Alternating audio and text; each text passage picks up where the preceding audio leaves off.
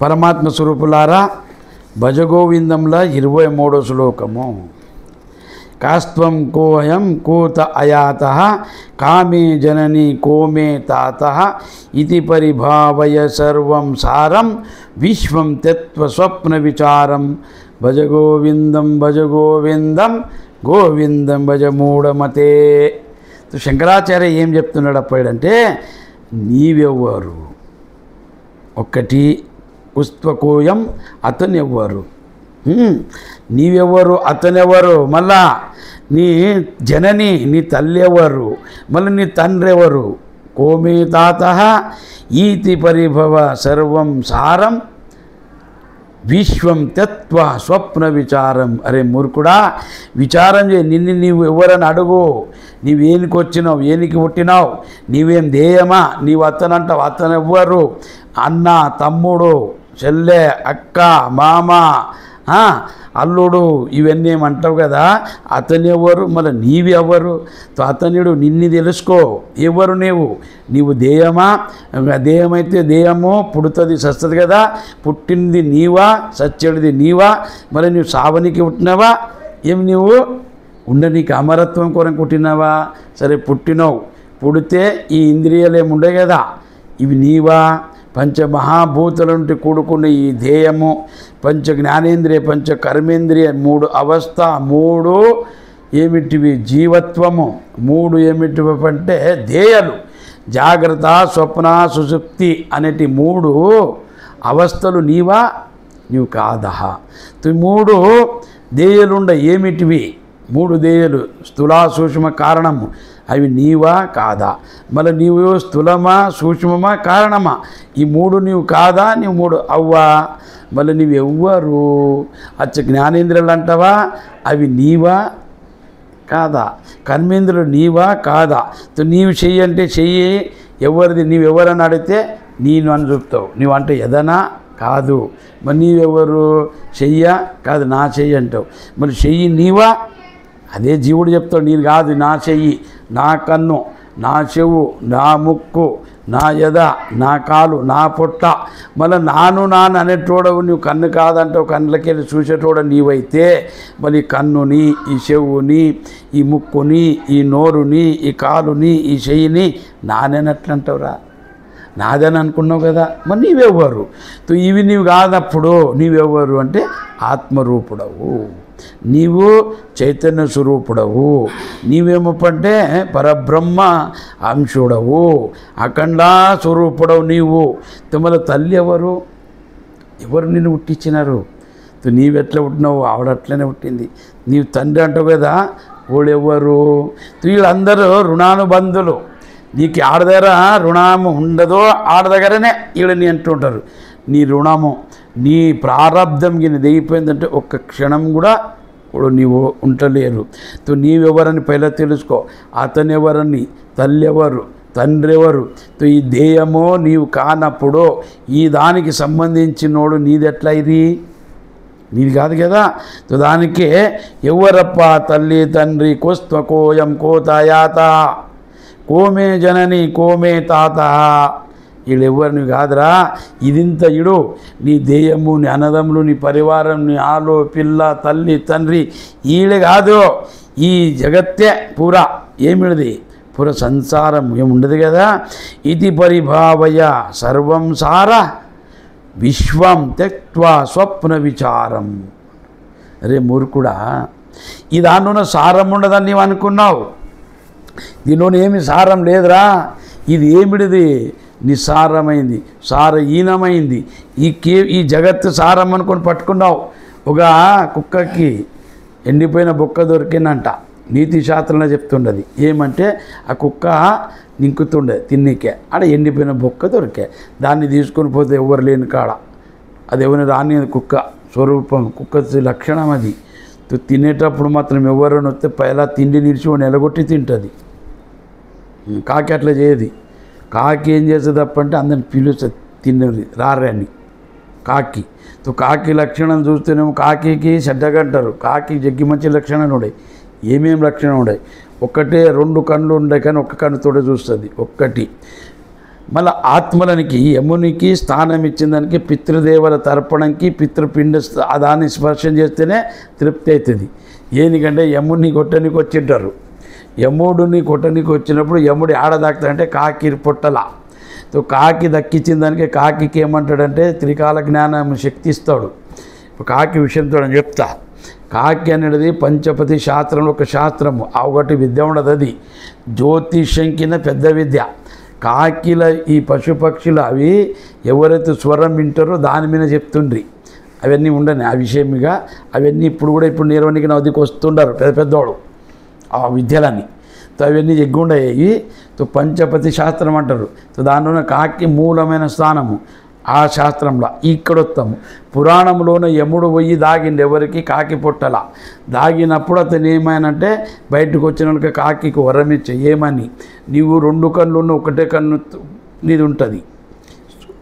చూడనికి 2 కన్ను ఒకటి కన్నుతోడ చూస్తుంది ఒక్కటి. రెండోది భవిష్యవేత్త అన్నాడు.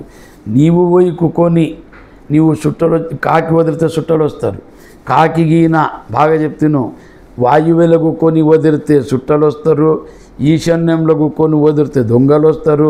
అగ్నేయంలో కుక్కొని వదిలితేనే మింగలమంటుంది. నైరుత్యలో కుక్కొని వదిలితే మరణ సూచనము. ఇట్లా దాని లక్షణాలు కూడా ఎప్పుడు వదిలే ఏం వదిలే ఏనికి ఎక్కడ ముఖమై వదిలే ఆ టైంకి వదిలేని చూసి భవిష్యత్తు చెప్పొచ్చు. ఒకటి కాకి గిన కాకి వచ్చేటిది చెప్తాడు, కానీ కాకిని చెడ్డగంటారు. కాకి యముడు వరం ఇస్తాడు ఏమంటే, నీవు నా పిండం పెడతారు కదా, నీవు ముడితేనే ఆ పితృలు మళ్ళంటే ఆ సచ్చినాథాన్ని ఆత్మ తృప్తి అవుతుంది, లేకుంటే ఆవది. తో కాకి వచ్చి ముట్టిందంటే తృప్తి అయిన లెక్క, ఇచ్చ పూర్తి అయిన లెక్క. ఒకవేళ అది తినకుండా పిండం ఏమవుతుంది తప్పంటే చూడు ఎవరు ముట్టలేదు, కాకి కూడా ముట్టలేదు చూడండి పిండం అంటారు. అట్లా కాకి అందరిని జమ చేస్తే తిన్నికే కుక్క చేయది. ఆ బొక్కను తీసుకుపోయి అది ఏం చేస్తుంది అంటే నమ్ములి ఆ బొక్క కుచ్చుకుంటుంది దానికి దడంకి. కుచ్చుకున్న వరకు దాని రక్తం వచ్చిందాక అది ఏమనుకో చూడు ఎంత మంచిగా దొరికిన ఆహారం. ఎండిపోయిన బొక్కల రసం చూస్తుండదు అది. అట్లా జగత్తులో సారం లేదు, నీవు సారం చూస్తుండవు. భార్యల పిల్లల అన్నదమ్ముల మిత్రుల్లోన పదవి ప్రతిష్టల సారం చూస్తుండవు నీవు. అది సారం లేదురా, అది సారహీనమైంది. ఏమిటి జగత్తు ఇది అడమణ పరిభావయ సర్వం సార. నీవేమో సారం ఉండదు అనుకున్నావు, సారం లేదురా. విశ్వంతో అది సారం లేని దాని సారం అనుకో ఆ బొక్క నమ్ముతుంటుందంట. నమ్ములంగా దానికి రసం వచ్చినప్పుడు ఇంద్రుడు కూడా వచ్చి వరం ఇస్తూ అంటదంట. ఇంద్రుడు కూడా 2 చెప్పిన నీతిలా కుక్క తినేటప్పుడు బొక్కలోన ఉన్న రసం బొక్క దొరికిందంటే ఇంద్రుని కూడా వాళ్ళని అంటదంట. దేవుడు వచ్చి వరం ఇస్తా కుక్క చూడు నువ్వు అని అంటే హే బేకలేదు అంటదంట. అది అట్లా మనిషి భోగంలగిన ప్రవేశమైన భోగం చేస్తున్నప్పుడు బ్రహ్మదేవుడు కూడా ప్రత్యక్షమైన వాడు చూడాలంటాడు. హే బేకలేదంటాడంట బ్రహ్మదేవుడు వెనక శిర్రా. అట్లా సారహీనమైనదని సారం అనుకున్నావేమరా నీవు. ఇప్పుడు ఆధ్యాత్మికకు వచ్చినప్పుడు ఏం మారుతుందంటే దృష్టి మారుతుంది. ఏం నీ దృష్టి మారుతుంది. ఇప్పుడు ఆవులు బర్రెలు ఎద్దులు ఉంటాయి కదా, అక్కడ గడ్డి వేస్తారు. ఎండిపోయిన గడ్డిన తింటూ ఉంటుంది కదా, పచ్చిగడ్డి అది తింటుంది కదా, అది తింటుంది. తో నాడు ఏమవుతుంది బర్రె పాలియన్లకి అవుతుంది. అది గడ్డి ఎండిపోయింది ఏం బర్రె రుచి లేదనికే దాన్ని మానేస్తుంది, తినేది మానేస్తుంది, పాలియన్లకి అవుతుంది. బర్రెలోడు ఏమంటాడు, అరే ఏనికేం పాలియన్లకి కదా నా బర్రెలు ఏం చేయాలనప్ప అని చింత చేస్తుంటాడు. చింత చేయంగా ఒక మనిషి వచ్చి ఏమంటాడు, అరే ఏమైందని, ఏం చేయాలనప్ప గడ్డి లేదు ఆ నుంచి అయితే తెచ్చింది ఎండింది బిండింది వేస్తా అదేమో తినది పాలియన్లకి అయింది ఏం చేయలే, ఇప్పుడు ఆడ కొనుక్కో రావాలి, ఆడ లేదు, ఒట్టిది లేదు పచ్చిది లేదు, ఆడని తెత్తు నేను అని అంటాడు. సరే ఓ మాట జాతరకు పోతావు కదా అంటాడు. పోతుండ అంటాడు. ఆ పిల్లలకి నువ్వు ఎర్ర చష్మా మళ్ళీ తెల్ల చష్మా పసురు చష్మా చూసినావా లేదా, చూసినా అట్లా ఒకటి బర్రెకు చష్మా చేసుకురా అంటాడు. పసుపు కలర్ పసురుది ఆకు పసురుది. తోడు ఏం చేస్తాడు తానది ఒకటి తన కొడుకు ఎర్రది పసుపుది తెస్తాడు. ఆ బర్రెకి పెద్ద చష్మా పెడతాడు ఆకు పసురుది. దాని ముందర వేస్తాడు ఎండిన గడ్డి వేస్తాడు. అది దాంట్లోకి వెళ్ళి చూసినప్పుడు చూడు పచ్చగుండి కొడుకు దాపెట్టిన చూడప్ప ఎంత పచ్చగా ఉండదు, ఇన్ని దినలు ఏపాయి కదా అని అది ఏం చేస్తుందంటే ఎండిందాన్ని రసం ఉండదు అని తింటుంది. అది ఎండిన గడ్డి అది కరింగి ఎండిందే ఉండదు, ఏ పచ్చగలేదు, అది రసమే లేదు. కానీ ఈయన కండ్ల నుంచి, బర్రె కండ్ల నుండి ఏం చూస్తుంది, కండ్లకి అడ్డం ఉండే కదా కాచలు, పసురు, ఇవి ఆకుపసురు, ఆకుపసురు నుండి చూసేదానికి పచ్చగా అనిపిస్తుండదు. అట్లనే మోహము, కామము, క్రోధము, లోభము అనేటి చస్మను పెట్టుకొని చూసేదానికి జగత్తు నీకు అంత సారహీనమైంది కూడా సారంగా కనిపిస్తుండదు. ఏమిటిది? జగత్తు. అట్లా లేదురా, ఎట్లున్నది? విశ్వం తత్వ స్వప్న విచారం. ఈ విశ్వం అనేది ఏమి స్వప్నరా? స్వప్నామం. జాగ్రత్త లోపల చేసిన పనులనన్నీ జీవుడు తోడం పెట్టుకుంటాడు. మరిచినవి యావ్యావి ఇడిచిన పనులనన్నీ పెట్టుకొని మనసులా కంఠంలో కూకొని రాత్రి పండినప్పుడు ఇంద్రియాలన్నీ సప్తయితే అవి స్వప్నం రూపంగా బయటకు వస్తాయి. బయటకు వచ్చినప్పుడు ఆడలోన తిరుపతి యాత్ర చేస్తున్నాడు, తిరుపతి గుడి, మళ్ళీ లైన్ కట్టిన ప్రజలు ఉండరాడ, జగత్తు ఉండదు. ఈ జీవస్వరూపమైన దర్శనం నిలబడ్డ ఈగుడు కూడా ఉన్నాడు. వీడు పోయి లైన్ కట్టినప్పుడు ఎవరు దొబ్బుతారు, దొబ్బినప్పుడు మేలుకవుతుంది. మేలుకైనప్పుడు ఆడ జగత్తు లేదు, జీవ లేదు, శివుడు లేదు. మూడు కనిపించే, మూడు ఉండేమి లేదు. అట్లే జగత్తు అనేది స్వప్న విచారం. ఆ స్వప్నంలో నీవు ఇల్లు కడుతీవి, ఇటుకలు కొంటివే, కాంట్రాక్ట్ వచ్చానా, నీళ్ళు నింపుతివే, సిమెంట్ కలిపితివే, ఇల్లు కడుతీవి. ఇంట్లోన ఉండవు, సంసారం చేస్తుండవు. నువ్వు ఒక ఏడాదవుతుంది ఇల్లు కట్టనీకే, కానీ ఒక క్షణంలో ఇల్లు కడుతీవి, ఒక క్షణంలో పెళ్ళ, ఒకటే క్షణంలో పిల్లలేది.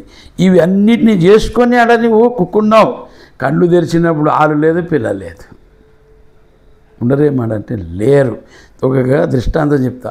ఓ పిల్లగాడు ఏం చేశానంటే పనికెక్కానంట, మంచి కంపెనీలా పనికి ఎక్కను, ఒక లాక్ పగారు అని చెప్పి పైల దినం హాజరేసి వచ్చే, ఇంకా బాగా పని దొరికిందని ఖుషీలోనే ఒకటి తిని ఆరాం పండాలి. ఇక పని దొరికినా కానీ తిని మంచిగా తిని పండనంట.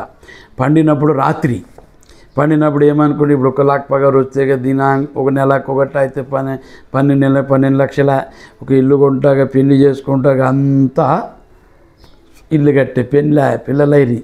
ఇక ఓన ఇప్పుడు కల్పన చేసే ఓనకాలం కూడా వచ్చింది. ఒకవేళ ఓన వచ్చి కొట్టకపోతే అన్నింటికి ఓన వచ్చి నిల్లు కొట్టకపోయా, అరే నా ఇల్లు వాయని వేస్తాడు.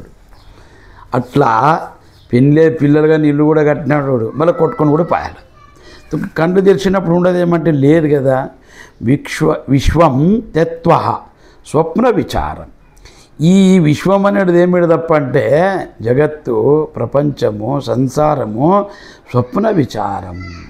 స్వప్నం లాకరా భజ గోవిందం భజ గోవిందం గోవిందం భజ మూఢమతే.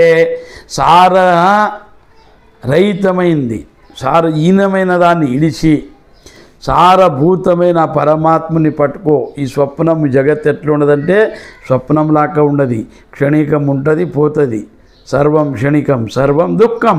ఇటువంటి దాన్ని పట్టుకునకు. ఆ బ్రహ్మస్వరూపుడైన ఆ గోవిందుని భజించు, పట్టుకో, అతన్ని తెలుసుకొని ముక్తుడావు. ఈ జిజ్ఞాస నీలోన రాని.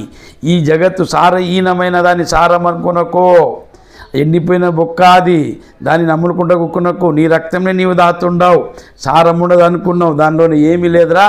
నా భార్యలా, నా పిల్లల్లా, నా మిత్రుల్లా, నా అన్నదమ్ములా, నా జగత్తులా, పరివారంలో ఏమీ లేదు. అది ఒకనాడు వచ్చింది పోవనీకేనే. నీవు వచ్చినావు, నీవు పోయేటప్పుడు నీ అంట వచ్చినోళ్ళు ఎవరు నీ అంట రారు అని తెలుసుకో. ఈ జగత్తు స్వప్నవత్తు ఉండదు, కానీ అతానేముండడు కదా. శాశ్వత స్వరూపుడైన పరబ్రహ్మ గోవింద స్వరూపమైన ఆ పరమాత్మని పట్టుకో. తెలుసుకోవాలని జిజ్ఞాసం చేయిరా. జిజ్ఞాస పుట్టాలి నీలోన. ఆత్మజ్ఞానం కలగలని అనుకో. ఈ స్వప్నమైన జగత్తుని నమ్మకు. ఇది నీది అనుకున్నావు, పోయేటప్పుడు తెలుస్తుంది నీది కాదని. ఎప్పుడు ఇది పోతుంటావు, ప్రాణం విడిచేటప్పుడు తెలుస్తుంది ఏమరంత నాది అనుకుంటున్నా. అది కాదు కదా. ఉన్నదే, కనిపించిందే, నీవు చేసిందే, నీది కాదు అది. అది పోయేది, ఇడిచిపోయేది.